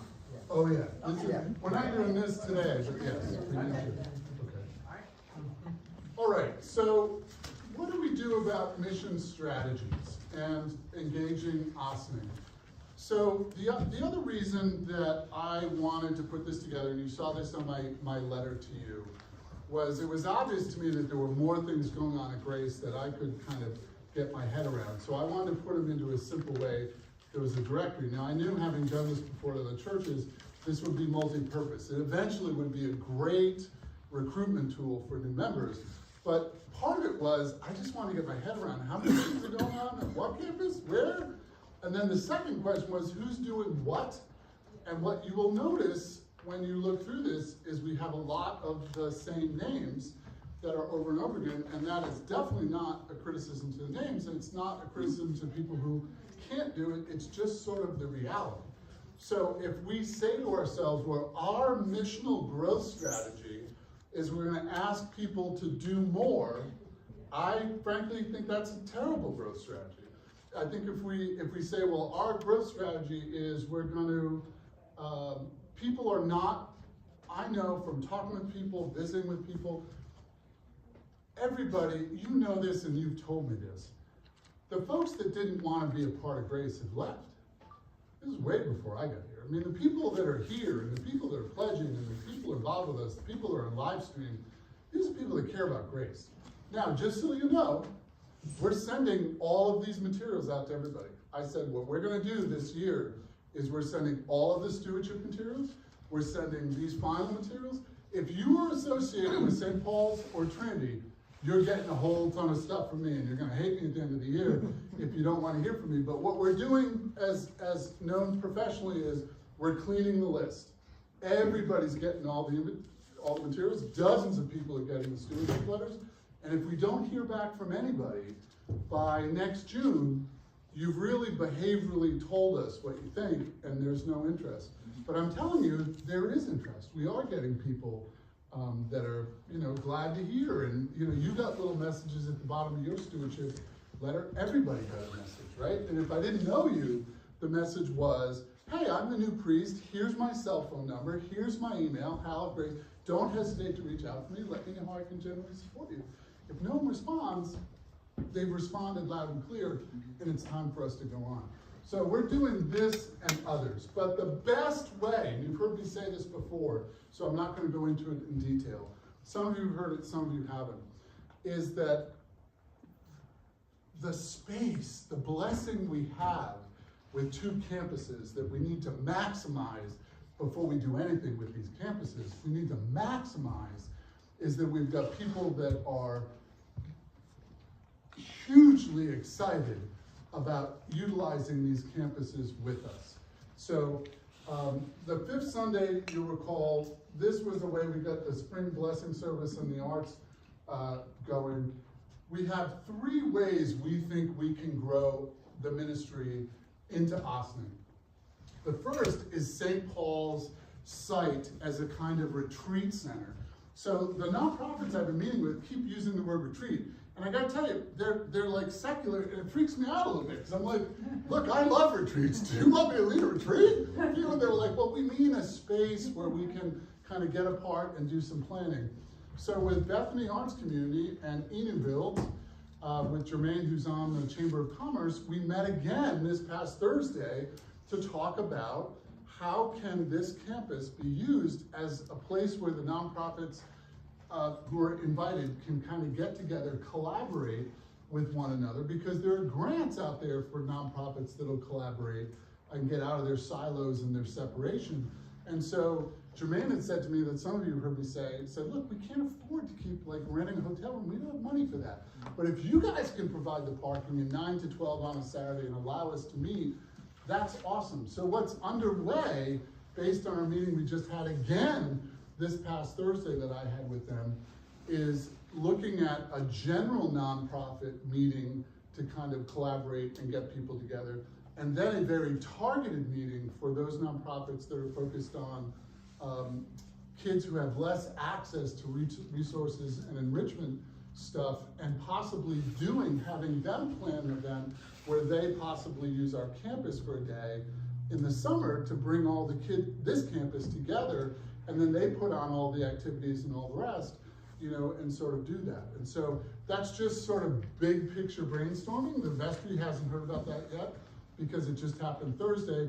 The process for me to do this, just so you'll know, is I hear these ideas, I kind of sift and sort stuff that I think is realistic and not. The stuff that's realistic, some of you have been a part of this, my apologies, but many of you have learned at this point, I'm an external processor, so I see you and I'll go, what do you think about this idea? Joe, what do you think about this idea? Milton, what do you think, Daryl? And it's just running it by, and then when I hear different flavors of it, I change it a little bit. When I've got enough of a sense of it, I bring it to the vestry, and if we think it's a good idea, we're gonna bring it to you. Because some of them they seem like a good idea to me as the new guy, but they actually are not a good idea. But there are some things for me as the new guy with fresh eyes that I see that are really, really helpful. So using St. Paul's in this way is very attractive. Yes, Elaine? I understand that it's a win for the nonprofits that would be using this campus, and that they could garner grants and things. What is it in it for us other than offering the space? Are we gonna rent the space? Yeah, so we're looking at actually renting rooms and space. So I met Jermaine because his nonprofit was looking to rent space. So I met him because one of the folks I had met and said, you need to talk to this guy, called him up, and he said offhand, I'm not sure I can meet because we're looking for space. I was like, you're looking for space? We got space. Why don't we show you space and you and I meet and talk space at the same time in nonprofits? So we did. Those rooms weren't great for him. his nonprofit and the Lantern Shop wasn't great. But what was great, at the end of that, I said, look, this is what Grace is looking doing. Just from your perspective, if we were to help you, tell me what that looks like, right? And that's the key difference. Where most churches, I've said this to Daryl and others, so I will just share with you my experience. Where most churches fall down is they do all that holy currency and all that renewal work stuff, and they get really clear, and this is who we want to be, and this is what we want to do, and they make one of two mistakes. The first mistake is just never involving the community at all, is never shopping it with the community. The second mistake is saying, I think you want chocolate ice cream, to which the community says, we don't really like chocolate. We kind of like vanilla or pistachio or whatever. In other words, the right approach is not leaving it as a report on our shelf gathering dust, but to engage the community. And then the right approach is saying to them, what do you need? And we'll be really clear about whether we can deliver it or not. So the answer is, we get, the bonus for us is both renting the space, potentially after people have used our space for free. See, the risk to the nonprofit is, if we say, look, why don't you use our space and do this, that, and the X, and the cost is X. As a former executive director of nonprofits, I've got to figure out, is it worth the X? And I don't really know. And I may not have the money on the budget, it may not be worth X. But if I say to them, you're willing to do this for a year, no cost, so you can figure out what this is valuable, and then we may come back to you for a piece for the rental of this, but we won't do it the first year, just so you can do what businesses call proof of concept, just to make sure this is work. Their response is, yeah, I'll take that risk. I'll take that risk, because it's not, this piece isn't gonna cost us sort of anything. So I do think it'll be valuable, but I'm gonna go a step further. I've joked with some people, which is, if you ask me a question, and it's a hard question, how much truth do you want in the answer? If you want 0%, I'll tell you everything you want to hear. Nothing what I believe, but I'll tell you everything you want to hear. If you want 50%, I'll tell you half of what I believe, half of what you believe. And if you want 100%, be careful, because I'll give you 100%, but you may not like it. So I'm going to go a step further, Elaine, in your question. If you asked me, do I think we're going to be able to get out of our deficit hole by renting out St. Paul's or Trinity in and of itself, my 100% answer is no way. We're gonna have to do other things. We can't charge enough rent, but we can charge more than you think. I still think we can bring in tens of thousands of dollars, but we just don't know until we sort of try. But that makes up here. The other thing, the other possibility to engage our mission, right, to extend our mission, is partnering with nonprofits at Trinity. Y'all had told me this. The search committee told me this, but honestly, it was so good, I gotta just be honest, 100%. I gotta be honest as a priest, when you're looking at churches, people tell you all kinds of stuff. So you filter it into the, like, that sounds good, but I'll test it when I get there, right? So this was in that category, we'll see when I get there. I was told that Trinity in particular had exquisite location, especially if you wanna work with the underserved. I'm here to tell you those people lied to me when they told me that. They underrepresented the truth by a factor of like 1,000. The number of nonprofits that want to partner with us to get access to the high school, to the folks that come to Loaves and Fish, the folks that don't have transportation, we're literally going to have to limit who they are. So who are they? They're Bethany. And if you've been to Bethany's stuff, I've been there, bought their art, gone to check them out, support them. Bethany obviously has a very deep-pocketed donor that bought 25 acres in the building and all the rest. Bethany is doing fine with upper middle class, and I'm gonna guess middle class. Bethany's doing fine, right? So getting to know Julia, their community coordinator, really well, I said, you guys are doing fine. She said, no, we're not. I said, well, Julia, come on. I'm a former executive director, you guys are doing fine. She said, there's one group we're not doing fine with. There's a group we are passionate to engage with, and it's people that can't afford art and our services. And do you know why, Hal, that we are not doing well with them? I said, I have no idea, because I'm new. She said, because there's no bus service from downtown up to Bethany. I said, Julia, there's no bus service? So you're telling me there's no bus service up to St. Paul's either? And she said, that's correct. I said, well, that's new information. I had no idea. Bethany is eager to partner with us for down at Trinity because they want to bring their pop-up art program for free for kids that are waiting in line for the food pantry, and it's a win-win, kind of situation. So this is just, we could go into detail, but we don't want to get too long. This is strategy number 2. Strategy number 3 I never saw coming, quite honestly, until Tina said to me, you do realize this is more activity than we've done at St. Paul's literally in my 17 years. I said, what are you talking about? She said, so since you've been here, we have used this campus to do a baptism for a family that was not Episcopal and had some complicated situations why they couldn't go to their denominational starting place. We did a baptism, we did a wedding, we did an interfaith service, and we just had 80 people here for a funeral for a family that could not go for different reasons to their denominational place where they started. And an retired Episcopal priest reached out and said, could we possibly do it there? Now realize, we're not advertising. I'm not promoting that.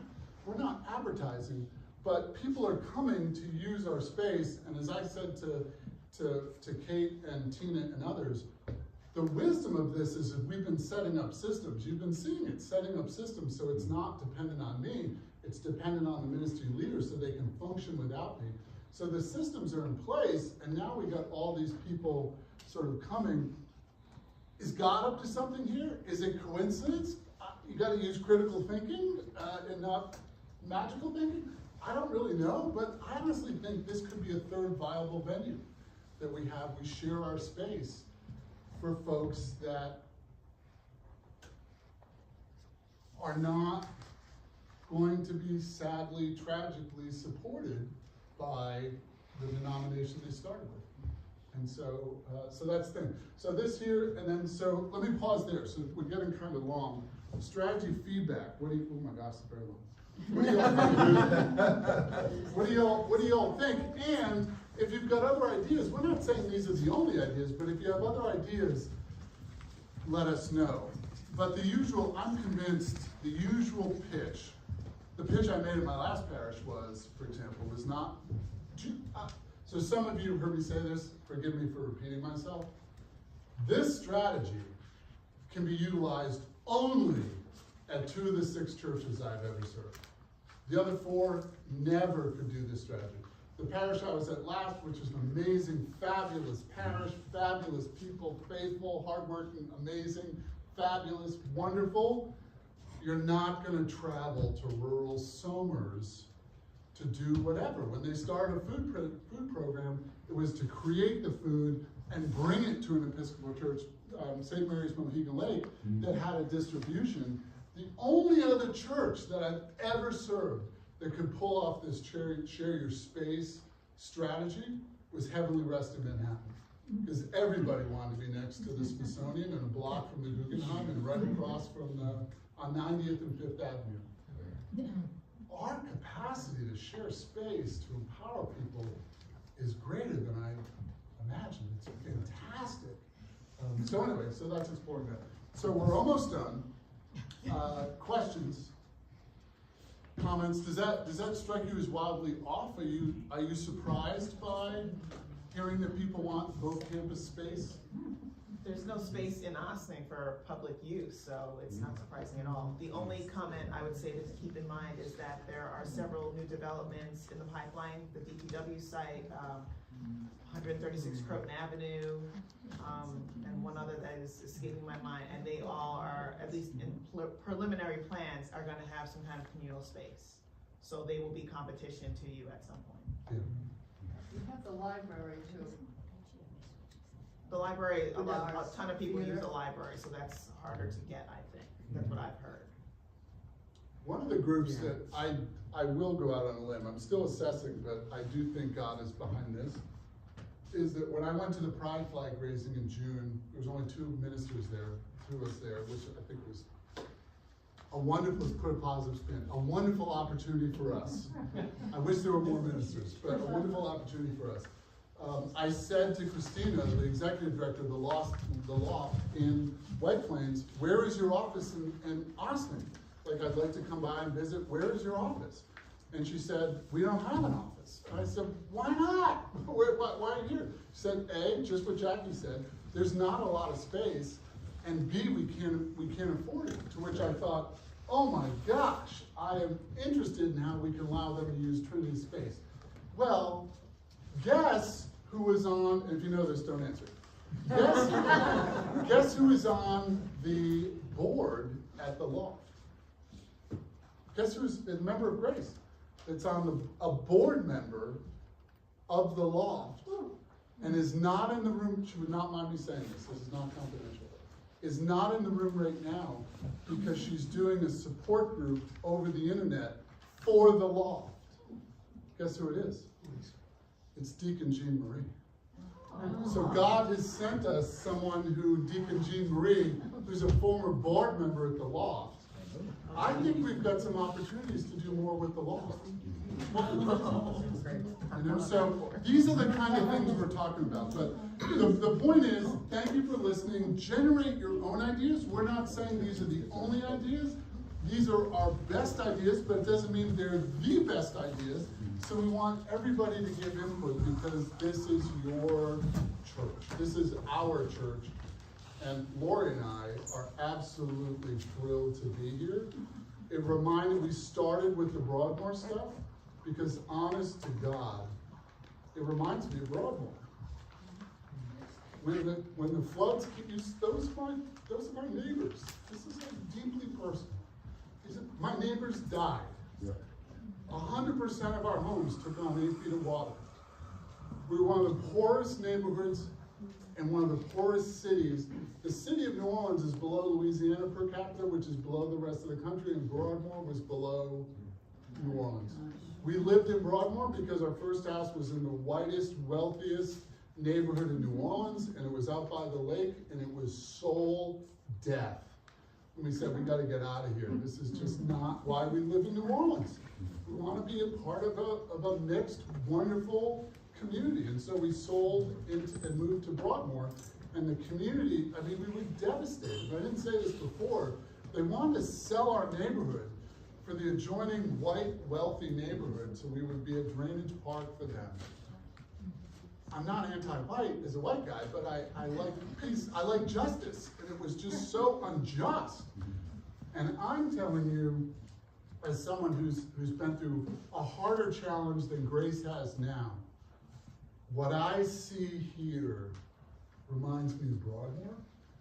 The people, the opportunities, the city, the number of nonprofits in the city, the lack of space, even the development of space, there's still gonna be nonprofits that can afford whatever space. And so if this is a strategy we like, I think it's fantastic. So it's not the only thing we'll do, but it's just our thoughts now. Darryl? I'm good. Any other, so think about this. Questions and. Is there another slide we do? So, are we gonna deal with, pledging membership, financial legacies, estate planning? We're not gonna do at that. Another time? Yeah. Okay. Well, we thought it was a little cheesy to have y'all be getting pledge stuff. And quite frankly, one of our vestry members has been passionate, and in my view, just speak for myself as one vestry member, correct in terms of saying, we don't call it money. Whatever we do, let's not call it money, let's call it financial resources or whatever, because too many of us, and I'm one of them, have come from a situation where it's church and money. You gotta, we all know this as adults, we need money, but we're not here for money. We're here to help other people. If you want to put it in a different language, what emerged in the coffee chats was how people have had such profound experiences through St. Paul's and Trinity and the culture. What emerged in every coffee chat is, what do you love about X, St. Paul's or Trinity that you came from, and has to be part of Grace.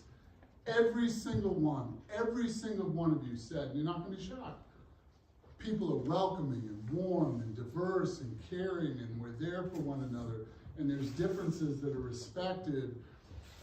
I think that's, especially in this crazy country we're in now, in the crazy world, I think that's the kind of place people are looking for. Honoring of diversity and welcoming and warm and fabulous. I think we're amazing, but we gotta kind of do a little bit more outreach. Right. Oh, you just summed that quote up. To me, we're pretty much done it, thank you, so. Yeah, I was just gonna, are we done? Because I just wanted to basically say, as a member of the church, I want to thank, and I think I speak for all of us in the room, Father Hal, the wardens, both, obviously Daryl, Cecile, and the vestry for putting this together. I know this was a lot of work, a lot of time and effort. And this is really important for us as we move forward.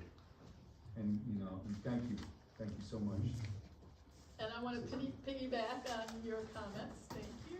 Tam, who's no longer on vestry, spends a lot of time advising us and sharing her wisdom with us, thank you. And Kate, I don't know, you deserve another vacation, because she's giving us too much of her time and energy to make this possible, so thank you. Yeah, Thank you.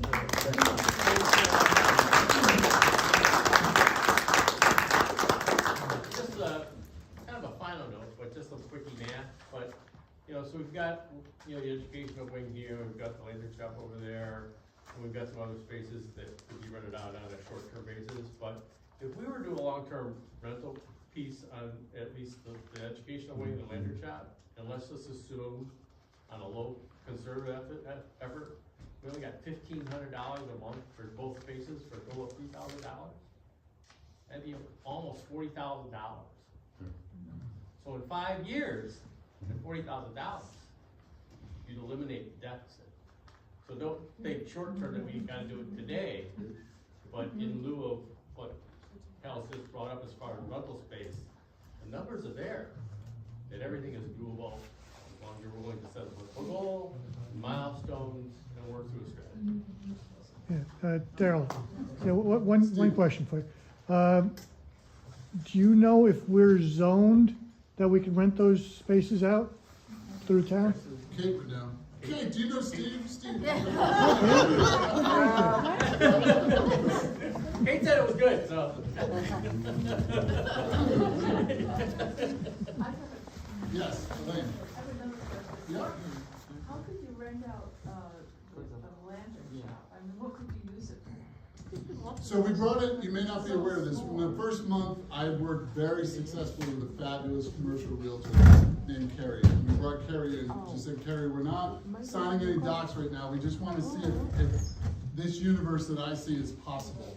So she looked through the space and she basically said, your 3 highest utilization spaces are that corridor and wing, not the family room, we keep that for us, for our use, but everything else down through there, and the lantern shop. And so we had the same question, like, who do you envision?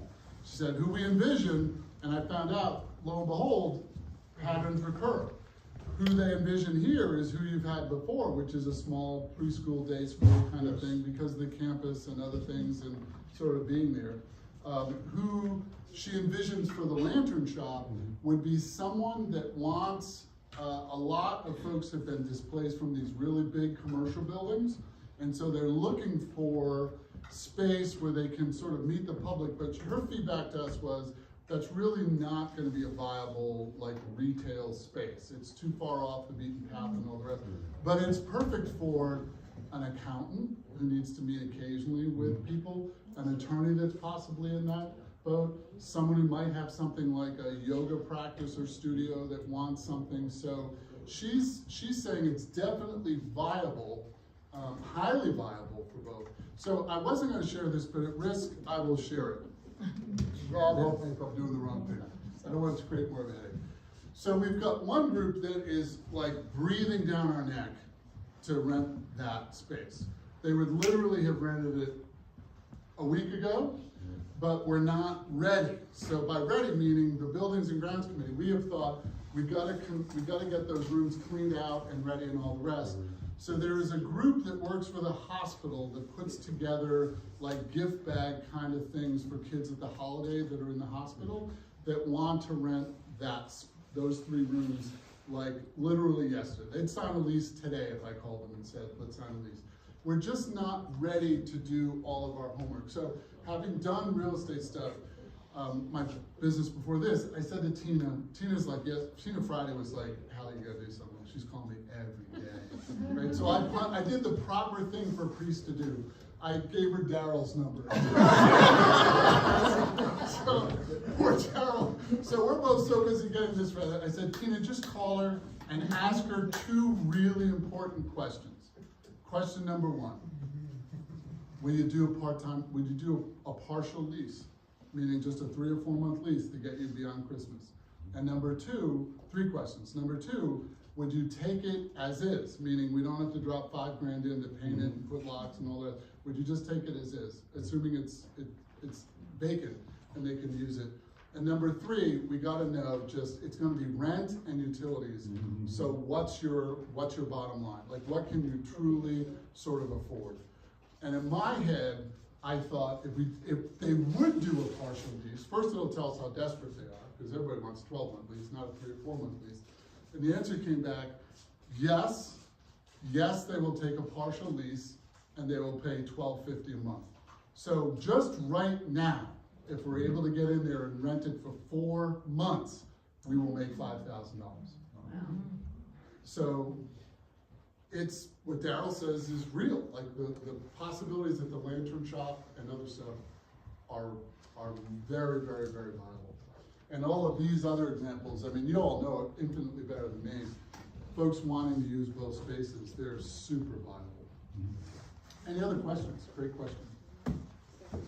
So since I've already shared that, what do you all think, just by a show of hands, how many people think so the issue is, yes, they would have to provide a rider on their insurance that we are indemnified and all the rest. Yes, church insurance covers all that. But if we rented it out for 4 months as sort of even just a test to see how well prepared we are, our systems are, and just they give us feedback on what we need to fix. How many people, just by show of the 3 rooms, I call it the Christmas room. What is it? It's the attic treasures. It's attic treasures and the 2 other rooms. Yeah. Absolutely. That's helpful. Thank you, everyone.